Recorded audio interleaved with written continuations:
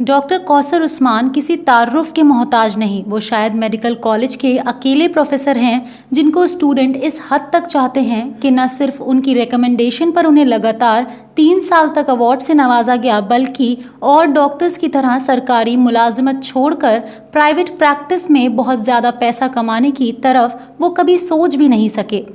वो शहर के एक ऐसे डॉक्टर हैं जिनकी मकबूलियत और कबूलियत किसी एक फ़िरक़े में नहीं, बल्कि मुसलमानों के हर फ़िरक़े में हर दिल अज़ीज़ है। और क्यों ना हो, उन्होंने तमाम मज़हबों, मिल्लत और फ़िरक़े की पाबंदियों से उठकर इंसानियत को अव्वालियत दी। ऐसी ही शख्सियत मेडिकल कॉलेज के प्रोफेसर डॉक्टर कौसर उस्मान, जिनको देखकर ही आधे से ज़्यादा मरीज़ ठीक हो जाते हैं।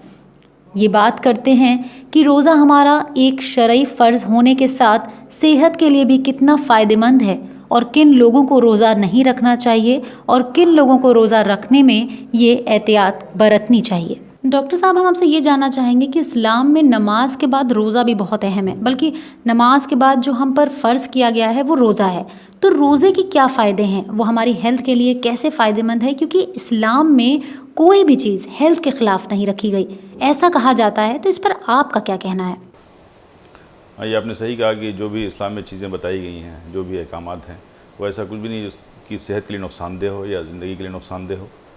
इसी तरह से रोज़ा भी उसमें एक चीज़ शामिल है कि रोज़े के बहुत से तिब्बी फ़ायदे हैं, जिस्मानी फ़ायदे हैं।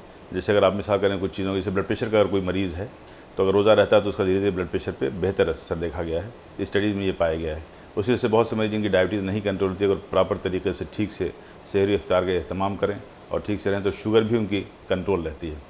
तीसरी चीज़, बहुत से लोगों का वज़न ज़्यादा रहता है, जो जिस्म के लिए अपने आप में नुकसानदेह है। वज़न बढ़ने से ब्लड प्रेशर, शुगर, हार्ट की बीमारियाँ होने का खतरा बढ़ जाता है। तो ये बहुत अच्छा मौका है कि अपने वज़न को भी वो नॉर्मल कर सकते हैं। एक बहुत आम चीज़ है सिगरेट नोशी, तंबाकू नोशी। रमज़ान के दिनों में ये एक बेहतरीन मौका है कि आप इन नशे की चीज़ों से, सिगरेट, तंबाकू वगैरह से निजात पा सकते हैं और इस तरह सैकड़ों बीमारियों से आप महफूज रह सकते हैं।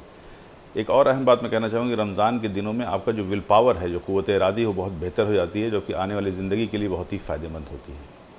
और रिसर्च में ये पाया गया है कि जो लोग फास्टिंग यानी रमज़ान जैसी चीज़ों में को उसको अपनी ज़िंदगी का एक हिस्सा बनाते हैं, उनकी उम्र ज़्यादा देखी गई है बनिस्बत उन लोगों के जो रोज़ा नहीं रहते हैं। अच्छा, रमज़ान में रोज़े तो रखे जाते हैं, लेकिन उसकी भरपाई सहर, फिर इफ़्तार, फिर उसके बाद खाना, तो कुछ लोग डोज़ बहुत ज़्यादा ले लेते हैं, जिससे क्या उसका कोई असर पड़ता है? देखिए, रमज़ान का मतलब फ़ास्टिंग तो ज़रूर है, लेकिन फ़ीस्टिंग नहीं है कि ज़रूरत से ज़्यादा आप खाएँ। अक्सर देखा गया लोगों के अंदर बड़ी कॉन्फिडेंस की कमी होती है और वो मकदार जो ज़रूरत है जिस्म की, उससे कहीं ज़्यादा खाने लगते हैं। ये कहीं से भी सही नहीं है, ना आपकी सेहत के लिए सही है, ना शरई एतबार से सही है। इत्तेदाल में खाना खाएँ, सहरी करना ज़रूरी है। रात के आखिरी औक़ात में जिस तरह बताया गया है, उस वक़्त सहरी करें। इफ़्तार के बाद भी बहुत सी ऐसी मुरग्गन या बहुत ज़्यादा ग़ज़ाएँ ना इस्तेमाल करें। जो आम दिनों में खाते हैं वो खाएँ, और अगर आप मरीज़ हैं तो जो परहेज़ आम दिनों में करते हैं उसी परहेज़ को जारी रखें। अच्छा डॉक्टर साहब, कुछ लोग कहते हैं कि हमारी तबीयत नहीं ठीक है और इसलिए हम रोज़ा नहीं रख पाएँगे। तो किन लोगों को रोज़ा वाक़ई में नहीं रखना चाहिए, ये बताइए? ये आपने बहुत अच्छा सवाल किया। बहुत से ऐसे लोग हैं जो सेहतमंद हैं या बहुत हल्की-फुल्की बीमारी के शिकार हैं, या जैसे मान लीजिए उनको ब्लड प्रेशर है या शुगर है तो पूरी तरीके से कंट्रोल है। उन लोगों के लिए रोज़ा रखना कहीं से कोई मना नहीं है, बल्कि उनको रोज़ा रखना चाहिए। ज़्यादातर मरीज़ डायबिटीज़ के या ब्लड प्रेशर या हार्ट के बताऊँ, वो रोज़ा रख सकते हैं। कुछ हालात में रोज़ा हम लोग खुद मना करते हैं, जैसे किसी को हार्ट की बीमारी बहुत एडवांस है, लीवर की बीमारी है, किडनी की बीमारी है, या उसकी शुगर बहुत ज़्यादा अनकंट्रोल्ड है, जैसे हम लोग कहते हैं HbA1c अगर उसका 10 से ज़्यादा है, या उसको बार बार शुगर की कमी होने का ख़तरा है। तो ऐसी कुछ या ब्रोंकियल अस्थमा है, या ऐसी कुछ बीमारियों में हम डॉक्टर खुद मना करते हैं, क्योंकि रमज़ान में रोज़ा रखना बहरहाल फ़र्ज़ है, सवाब का काम है। लेकिन दूसरी तरफ हमें ये भी याद रखना चाहिए कि अपने जिस्म को ईज़ा देना एक गुनाह है, इट्स ए सिन। तो अगर आपको उस रोज़ा रखने से आपके जिस्म को, आपकी सेहत और ज़िंदगी को नुकसान पहुँच रहा है और डॉक्टर आपको इसके लिए मना कर रहे हैं, तो शरई एतबार से, शरई दायरे में ये बेहतर है कि आप रोज़ा ना रखें। अच्छा, एक आम बीमारी है एसिडिटी की। लोग कह देते हैं कि हमें एसिडिटी है तो हम रोज़ा नहीं रख सकते। तो उनके लिए क्या कहना चाहेंगे? क्या वाक़ई में उनको रोज़ा नहीं रखना चाहिए या कुछ प्रिकॉशंस ले लेना चाहिए? देखिए, आपने बहुत अच्छा सवाल किया और इसका जवाब भी आपके पिछले सवाल में जुड़ा हुआ है।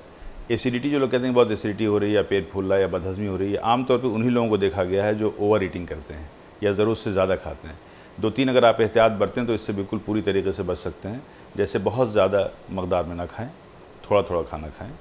चिकनी चीज़ों का, मसाले चीज़ों का इस्तेमाल कम से कम करें। एरेटेड ड्रिंक, कोल्ड ड्रिंक्स होते हैं उसको कम से कम इस्तेमाल करें, बल्कि उसकी जगह लस्सी या मट्ठा छाछ जैसी चीज़ों का इस्तेमाल कर सकते हैं, नींबू का शरबत वगैरह। और अगर इन एहतियात को आप बरतेंगे तो यकीन मानिए कि एसिडिटी वगैरह के प्रॉब्लम बहुत कम हो जाती है। अच्छा डॉक्टर साहब, पिछले कुछ सालों से रमज़ान गर्मियों में पड़ रहा है। इस साल भी काफ़ी गर्मी है और रमज़ान पड़ रहा है इस साल भी गर्मियों में। तो रोज़ा रखने वालों के लिए आप कुछ एडवाइस देना चाहेंगे? जी हाँ, ये इस वक्त बल्कि पिछले 2 सालों से रोज़ा गर्मी में पड़ रहा है और आइंदा भी कुछ सालों में रोज़ा गर्मी ही में रहेगा। तो इसमें जो सबसे बड़ा ख़तरा होता है किसी मरीज़ के लिए, आम लोगों के लिए भी, वो है डिहाइड्रेशन। डिहाइड्रेशन से बचना बेहद ज़रूरी है। उसका तरीक़ा ये है कि आप नॉन फास्टिंग पीरियड में, यानी सहरी के दौरान और इफ्तार के दौरान ज़्यादा से ज़्यादा पानी पिएँ। इस बात को मान लें कि 3 लीटर या उससे ज़्यादा पानी रोज़ाना पीना बेहद ज़रूरी है। और एक छोटी सी चीज़ से आप अंदाज़ा लगा सकते हैं कि डिहाइड्रेशन है या नहीं। आप इतना पानी ज़रूर पिएँ कि आपकी जो पेशाब का कलर है वो पानी ही की तरह हो। अगर बहुत गाढ़ा पीला पेशाब हो रहा है तो इसका मतलब कि आपके जिस्म में पानी की मकदार कम है। और जहाँ तक हो सके लिक्विड चीज़ें या फल भी उस तरह के फल का इस्तेमाल करें जिसमें पानी ज़्यादा होता है, जैसे तरबूज या खरबूज वगैरह हैं। और पीने की चीज़ों में शरबत है, इन तरह चीज़ों का इस्तेमाल करें ताकि डिहाइड्रेशन से बचें। बहुत बहुत शुक्रिया।